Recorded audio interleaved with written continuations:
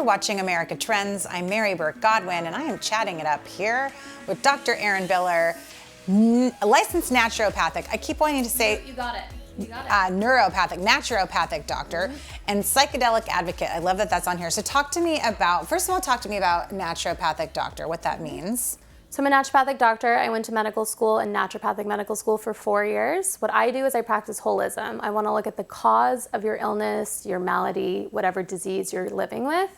And when I look at the cause, I treat it in the least invasive method possible. So food as medicine, lifestyle behavior modifications, exercise, mindfulness, then supplements, injections, IVs, and medication.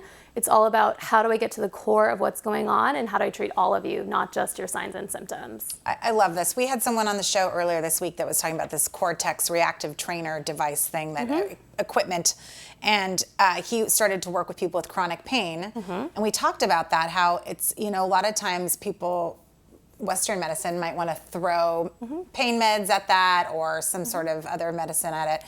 But he's like, hey, let's go physical education, or, physical education and physical working out and different ways to work the muscles. And then you're probably all the other different things. What are the nutrients that are possibly causing the pain? How are you sleeping? What is your environment you live in? What are the stressors you might have?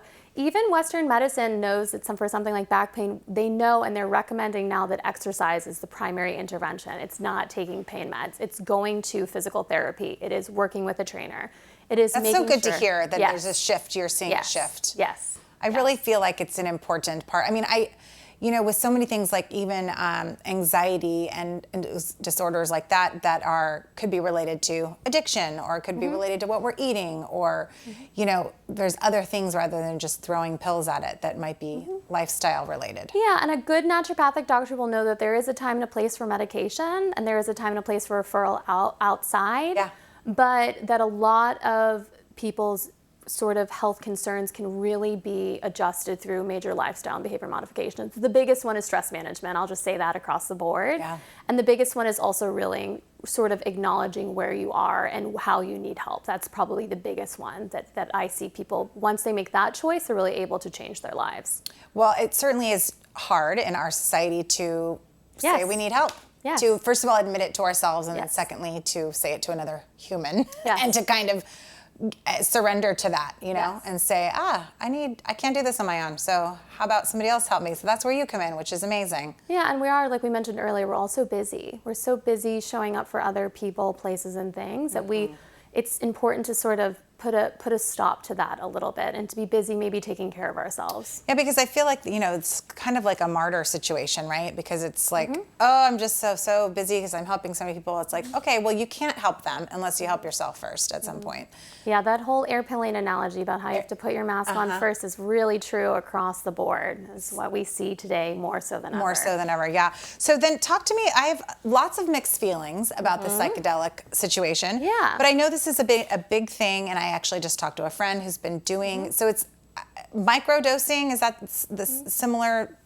That is one of the areas in which psychedelics are becoming more prevalent today. So they were a lot more prevalent a few years ago, 1960s, early 1970s, in the 50s even. And so it was being researched, clinical research. It went away for a while. I was going to say, people were doing that. Yes, people were doing them, but they were actually being researched in formal settings, and they were paused for quite some time, and they became a scheduled drug. In today's world, there is new insight, and there's new innovation, and there's new projects. And what's interesting are the same people that were doing that research back in the 60s are now completing their research in 2020, in 2010 and 2020. So they're cycling back or circling back. Exactly. So it's interesting to me to be in this world where we're now able to talk about these things, and individuals that are dealing with stress and mental trauma. Yes, right? And trauma, and mental health concerns, in particular PTSD. Is basically sort of a very big wheelhouse. Treatment-resistant depression, treatment-resistant anxiety. Individuals diagnosed with a terminal illness, coming to sort of terms with that. And there's research being done on these, and in different states, there's different sort of things that are on the ballot recently in order to encourage that to be used in a legal therapeutic setting, Oregon last year passed legislation where, as a licensed provider, you can basically use these therapeutic agents for individuals for therapeutic purposes. In the meantime, in California, there's plenty of doctors using ketamine as a therapeutic, again, for people with PTSD, depression, and things like that. What I do is I work more in the advocacy capacity and as a coach and as an educator and coach. So what does that look like? And, because in my mind, I'm thinking, and maybe someone has even told me this, I picture a doctor in almost like a therapist room, and someone lying down, and a doctor is with them as they trip out or whatever. No, I don't know what, it's a smaller dose than somebody might take if it's recreationally, right? And then are they guided through? Right, so that is one of the areas in which they're done. So what I do is I get people to the right providers and practitioners. Okay. Because as a naturopathic doctor, I'm not able to facilitate a therapeutic session in the state of California for someone that wants to use psychedelic substances. So my main job is to make sure that people don't have contraindications with their medications. I support them as they wash out those medications so that they're ready for the therapeutic agents to be used. And what I do is I really focus on all the other areas that will support them through their psychedelic experience. What foods are they eating? What is their nutrition status like? Are they exercising? What's their omega-3 status? Are they taking probiotics? You're not going to have as great of success, I would say, with a psychedelic experience if you're eating McDonald's 3 times a day and not drinking any water and using other substances. So my job is about getting the person ready for the psychedelic experience.